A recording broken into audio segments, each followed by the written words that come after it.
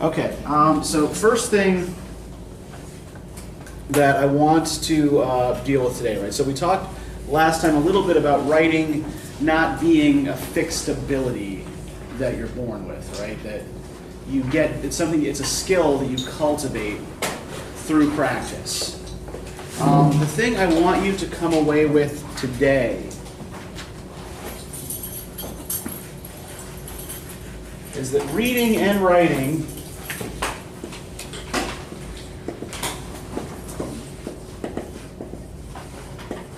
are mental and physical processes.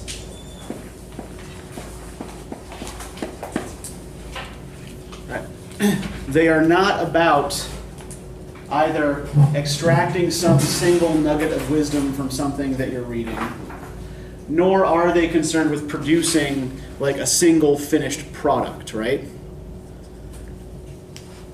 On the depressing side, it means that no piece of writing is ever really finished, right? There's always more you can do with it. There's always more you can always say more, you can always revise. But on the positive side, no piece of writing is ever finished, right? So if you're not fully satisfied with it, you can always go back and try to do better. So what I want you to try to think about right now is your reading and writing process when you are trying to complete an assignment, right? So the first thing I want you thinking about is, right, at what point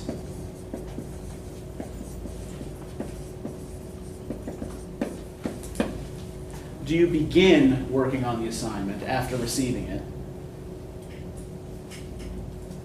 And what does beginning that process look like for you, right? What are the first things you do when you're starting a project? Secondly, I want to know how you gather information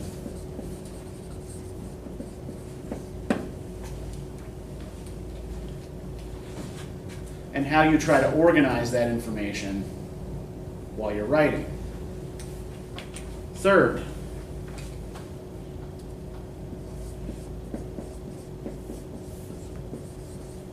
tell me whether you do any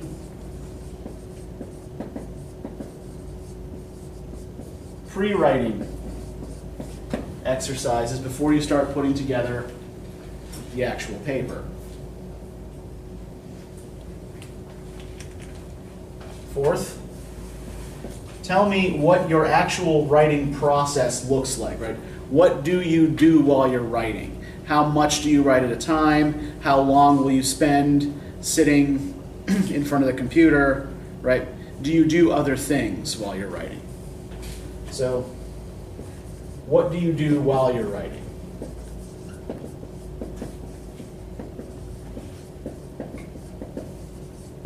And finally, at what point do you decide you're finished?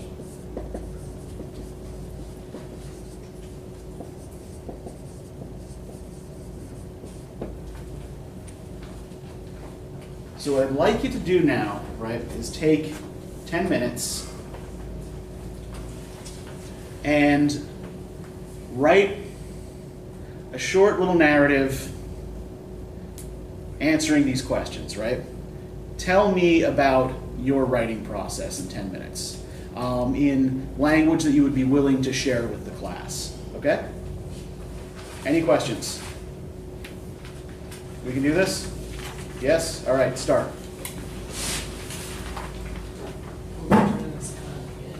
Maybe. Write it as though you would be.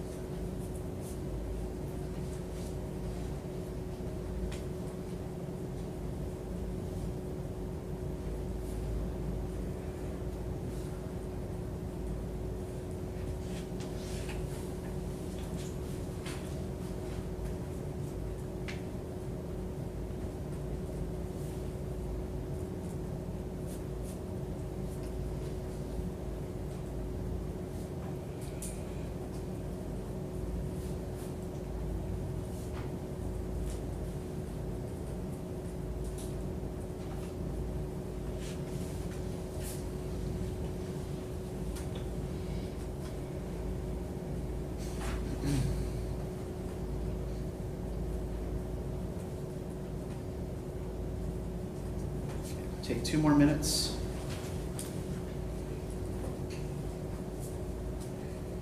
If you think you're finished, just go back over what you've written and see, make sure you've got your thoughts in order.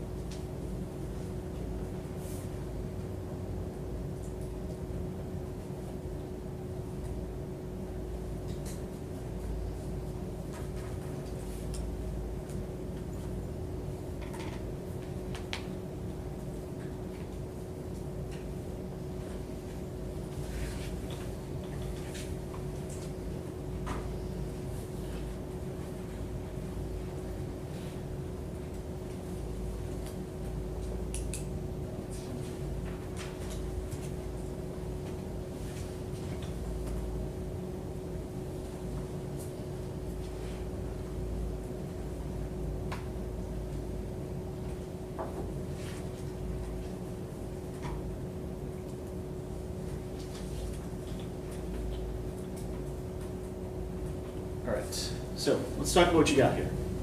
How many of you will typically start an assignment as soon as it's given to you? And just be honest, like there's no judgment here. Okay, that's a couple of you, right? How many of you will wait until the absolute last possible minute to start working on an assignment? Okay, and how many of you sort of fall somewhere in between? All right, you won't start doing it right away, but you'll, maybe. But you're not going to sit on it until it's almost due. Okay. So when you start your project, how do you go about gathering the information that you need for the project? What do you do to gather the necessary information? I'll go through the materials that were given to me, like either whether it be like notes that were taken in class or like through the textbook, whatever. Okay, so you will go over class materials before you start the project, right? What if it's a project where you're expected to gather the materials yourself? It's stuff you're not given in class. I would write down what I already know about the topic. Okay. And then maybe go to the internet or books that I know are reliable sources. Okay. Thank you for saying books. The internet can be a little bit more problematic though, right? Does everybody know how Google's algorithm basically works? Yeah. Okay, right, so yeah, it's not necessarily going to take you to the site that has the best information. It's going to take you to the site that is the most popular or that the most other sites link to, or that whose owners paid Google substantial amounts of money to get lifted up in the rankings, right? So internet research can be a really kind of dodgy kind of thing. Like, there are some really valuable sites you can get to, right? But internet research is something that we typically do if we're pressed for time, right? If you want to do real in-depth research on a subject, usually you do kind of have to start early. Now, what about pre-writing? One thing I noticed as all of you were working here is, like, even though I hinted that you might have to turn this in, I didn't see anybody doing any outlining or any really any sort of organizing of their thoughts on paper first before you started writing. Most of you just launched into it. Now, was that just simply because I only gave you a very short amount of time?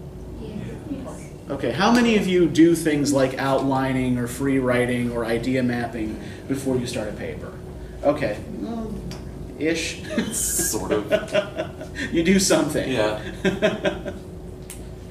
And what about what you do while you guys are writing? Like, how many of you do other things while you're writing?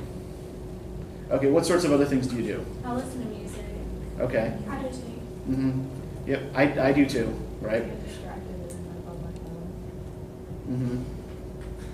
Mm-hmm. Yeah, and I know I shouldn't listen to music, especially not the kind of music I like to listen to when I am writing, right?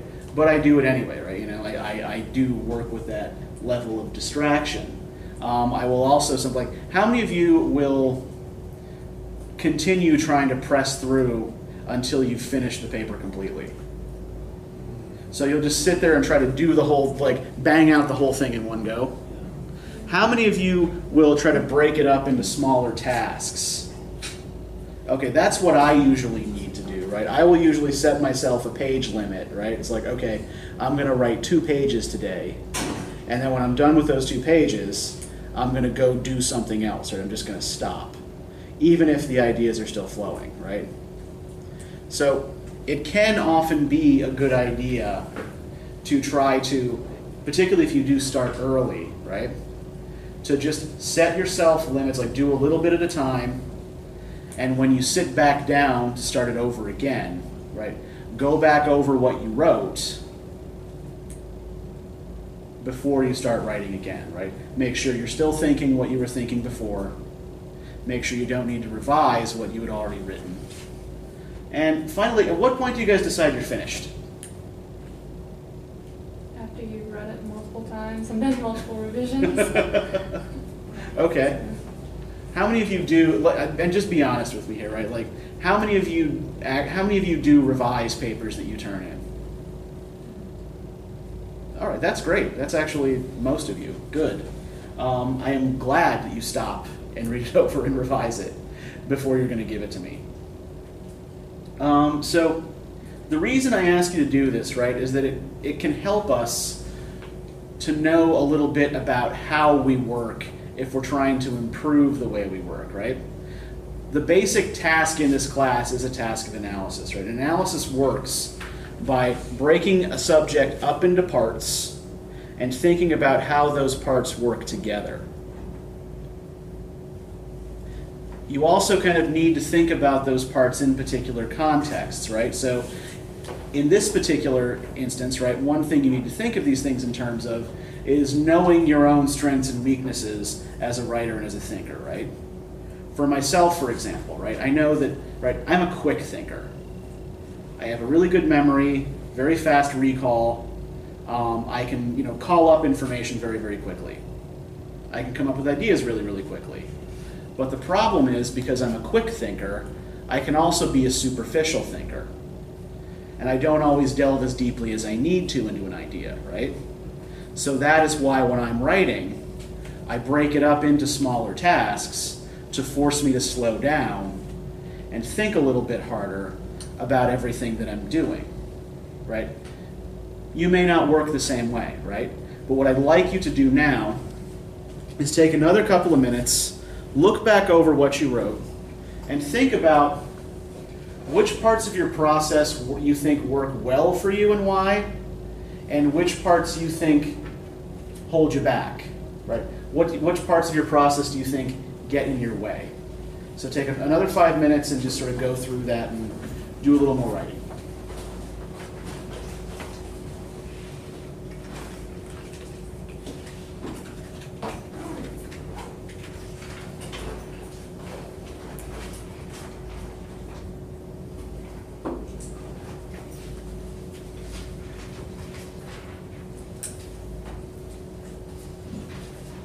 Self-evaluation time.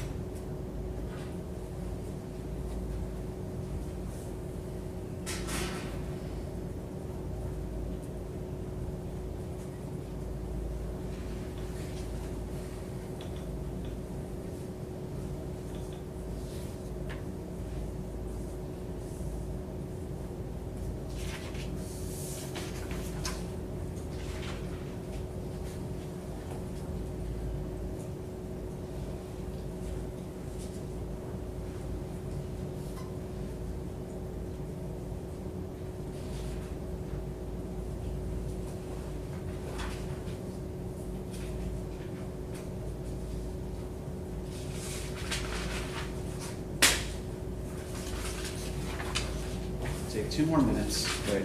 Really try to dig into this, right? Really think about like what really helps me, what really works well for me, and what parts of my process do I think I need to change.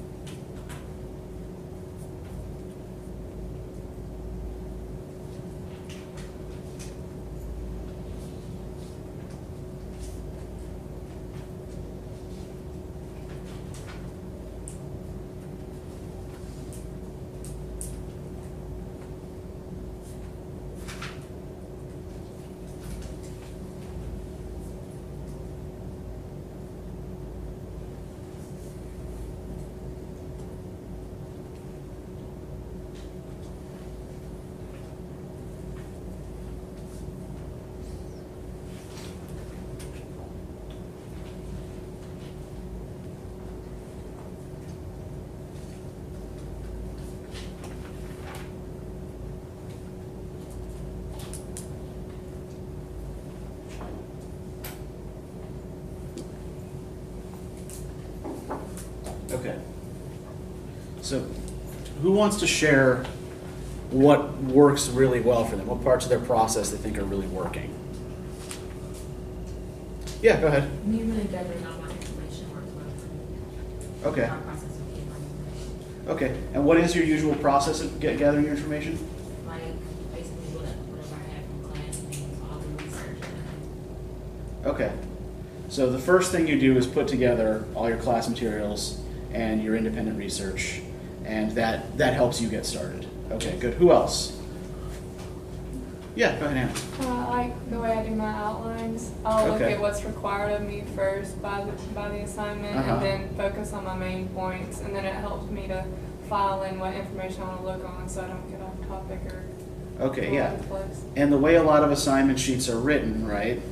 There are very specific requirements, there are very specific things the instructor wants you to do and wants you to focus on. And yeah, making an outline with that in mind, yeah, is actually a really good way to make sure that you're actually hitting all those points and meeting those expectations. Good. What else? Who else wants to share something that works well for them?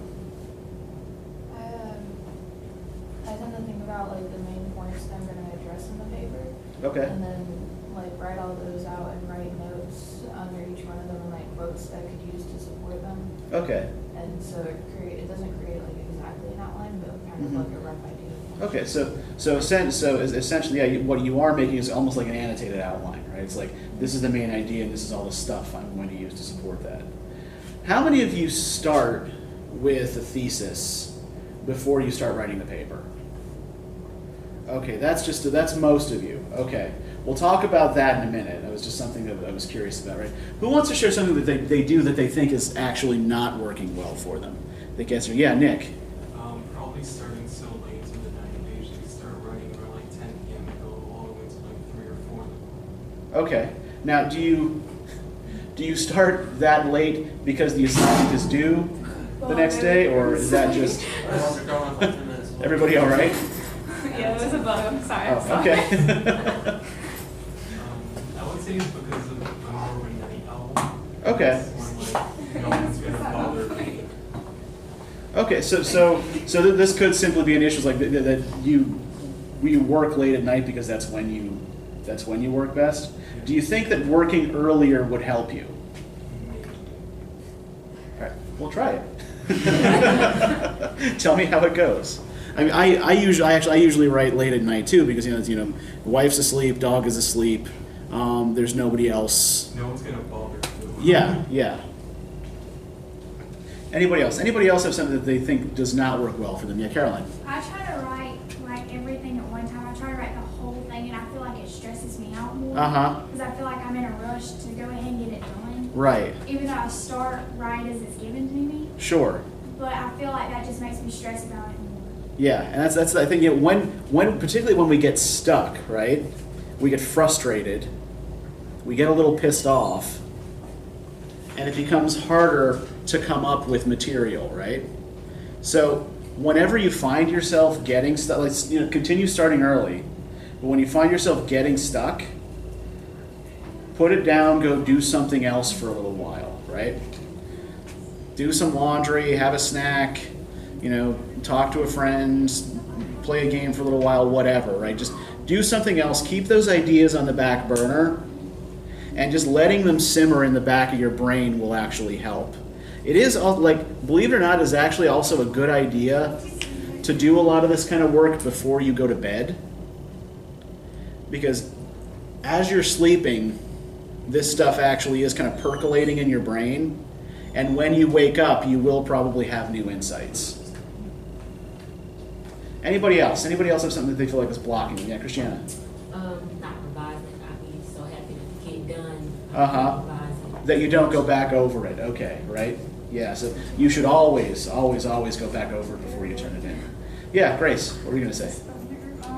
Well, I kind of do I write down main points I want to talk about, and I kind of free write based on those main points, and I just keep going and going and going. Okay. Done. So sometimes my ideas come out kind of jumbled. When I write my paper. Okay, that's an interesting problem, right? So what you're doing, this actually kind of leads me into one of the things I wanted to talk about today. What you're doing then is you're creating what we call writer-based prose, right? You're just getting your thoughts out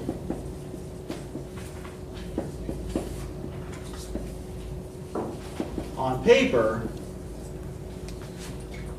without regard for how someone else is going to have to work to decipher it, right? Yeah. So what everybody really needs to keep in mind is that you are writing for an audience that cannot read your mind, right? All writing is meant to be read, and it's meant to be read by someone who's not you, especially if this is something you're going to get a grade on, right? So you want to make sure that you are writing not only in ways that are grammatically clear and well organized, right, with points following logically from each other, and that's something we'll talk about a little bit later in the term. You also want to make sure that you're using language and arguments that are likely to convince the audience that you know what you're doing, right? That you know what you're talking about. So, in ancient Greek rhetoric,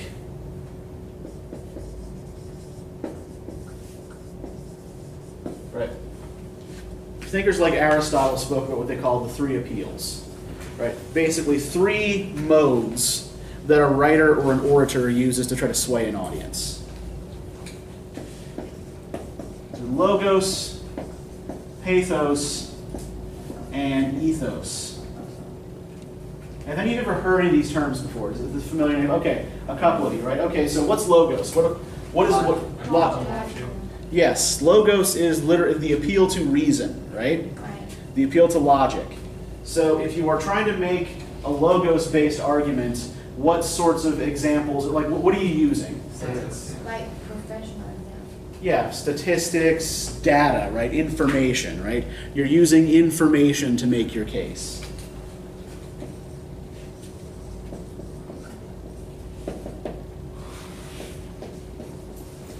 What about pathos? What's pathos? Emotion. Yeah, the appeal to emotion, right?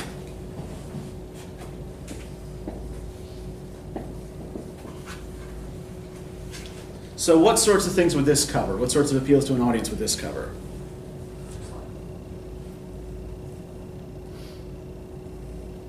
Basically anything you're doing to try to tweak their feelings, right? If you tell a joke, that's pathos, right? If you tell a little personal anecdote that's supposed to make your audience feel sad or feel angry or feel satisfied with themselves and the world around them, right? That's pathos, right? So anything that's meant to forge a kind of emotional connection with your audience. Ethos, or pathos, particularly in academic work, right, can go pear-shaped really, really quickly, right? So I'm not telling you not to feel feelings, right? Go ahead and feel your feelings. But you don't necessarily have to share those feelings with me, right? Or with your instructors. By and large, what we're going to be looking for in your papers are logos-based arguments. Now, what about ethos? What is ethos? It's like the writer's credentials. Yeah, it's the appeal to character and authority, right? The writer's credentials are one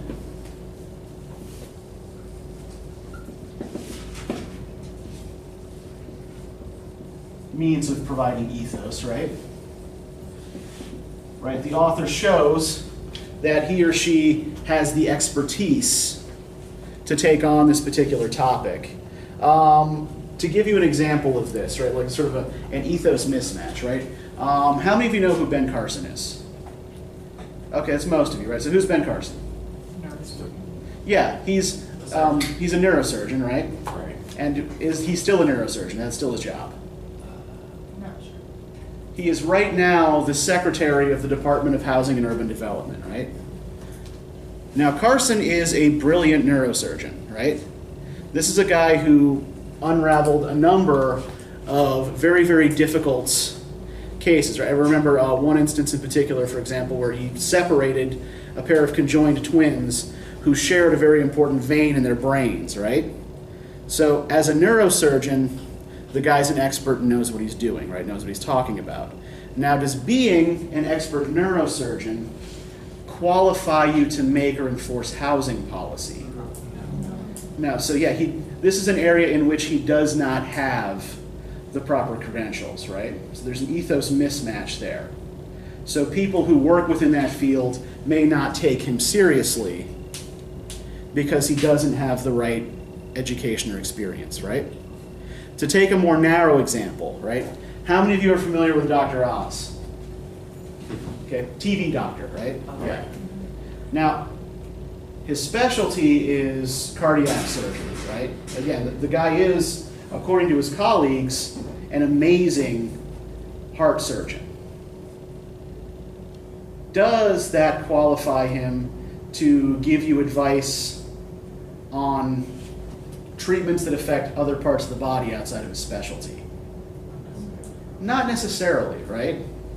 So, a lot of the things that he tells people they should be doing on television, right, are things that are outside of his own area of medical expertise. And that people who are experts in those fields say, yeah, no, please don't do that, right? That's actually a terrible idea. So, somebody can have ethos, right, in one area of achievement and lack it in others, right? So ethos is very